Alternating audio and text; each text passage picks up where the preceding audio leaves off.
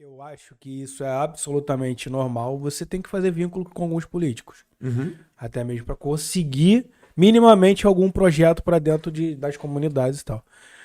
Durante um tempo, não sei se você foi fechado com ele muito tempo, mas algum tempo você chegou a trabalhar com ele, com o Jairinho, que eu tô Sim. falando.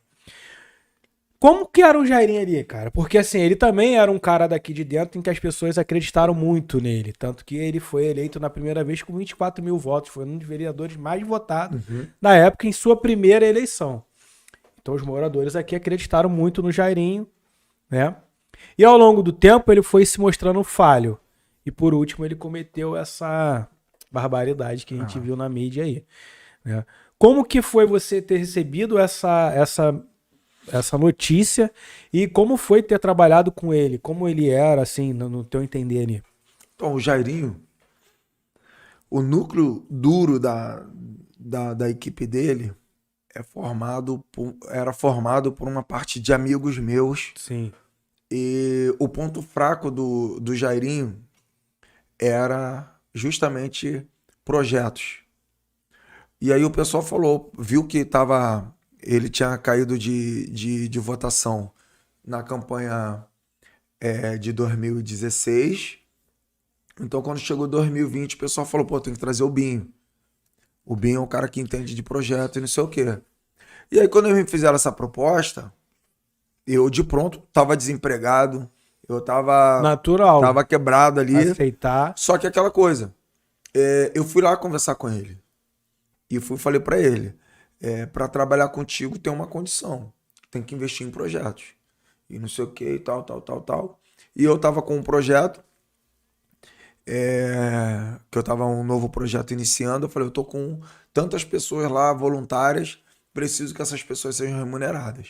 Ele remunerou todo mundo, investiu nesse projeto e iniciamos com a condição de, uma vez ele sendo reeleito, nós iríamos nessa. Porque, assim, muitos projetos, quando o político ele faz a campanha, tudo fica pela campanha mesmo.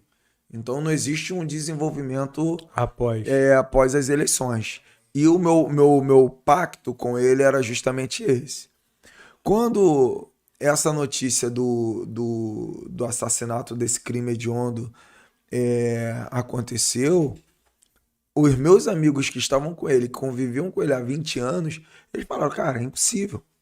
Porque o Jairinho que nós conhecíamos era um cara doce, super inteligente, com toques. É Sim. claro, o cara é cheio de toque, né? Isso como até uma questão de uma deficiência.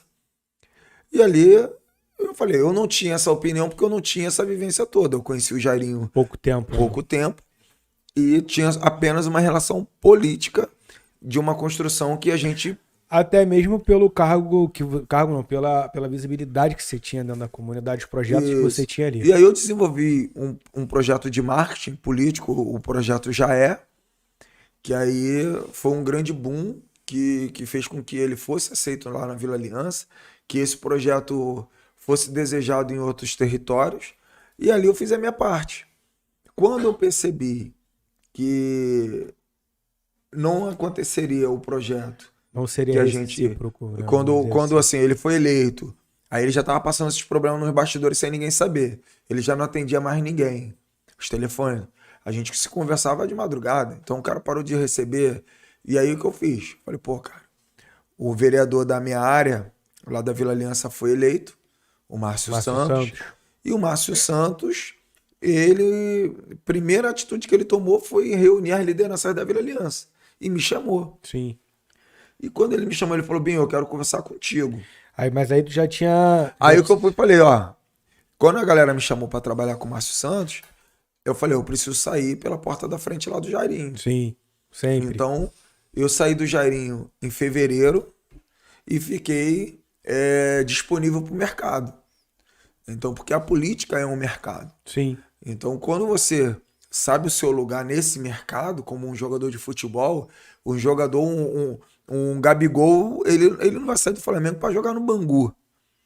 Né? Então, ele não vai jogar ali no Bangu. Mas, então, eu tenho o meu valor político, que hoje eu sei disso, minha contribuição para quem quer que seja. Com certeza. Quando eu saio do Jairinho, isso em fevereiro, eu venho conversar com o Márcio Santos em junho. E aí já tinha acontecido tudo aquilo. Tudo que aconteceu com o Jairinho não respingou em mim, que eu agradeci muito a Deus. As pessoas souberam dividir. Falou, bem, eu sei que você sempre batalha e tem que ter uma voz política para poder... Sim, senão você não vai conseguir nada para dentro da comunidade. E aí aquela coisa, assim, o Jairinho, ele tá pagando lá pela justiça, né? Então as pessoas que não conheciam esse lado dele ficaram realmente frustradas, decepcionadas, muito tristes. Eu chorei muito, porque o Jairinho pegou meu filho no colo, ainda bem que eu não era loura nem mulher dele, né? Não tinha o perfil dele lá.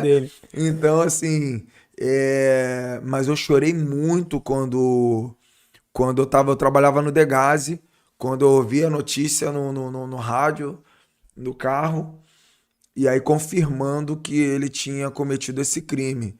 E eu fui e falei, cara, as pessoas não vêm com bula.